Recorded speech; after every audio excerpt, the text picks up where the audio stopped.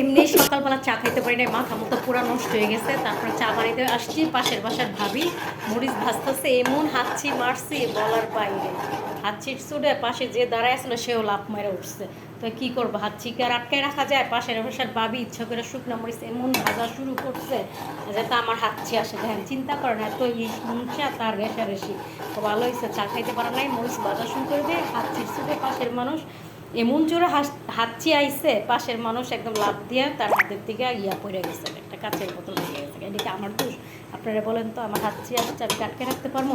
যে মরিচ ভাজতেছে সে কেন মরিচের ভাগ আটকে রাখতে পারলো না কেন বলেন তো? এই নিয়ে চিল্লাচিল্লি শুরু করছে, তার বোতল ভাঙছে, আমার কি? আমার হাত থেকে তো বোতল ভাঙে নাই, আমার হাঁচি আসছে, আমি হাঁচি দিচ্ছি, আর তার বোতল ভেঙে গেছে, আমার কি দোষ নাকি সেটা বলেন তো? এখন নাকি আমার দোষ? চত্ব নন্দ ঘোষ পাশের বাসার ভাবি। যাই হোক, চা খেয়ে নেই, চা খেলে বড় আমার বুদ্ধি আসে, চা ছাড়া আমার বুদ্ধি আসে না, সত্যি কথাই বললাম আপনি।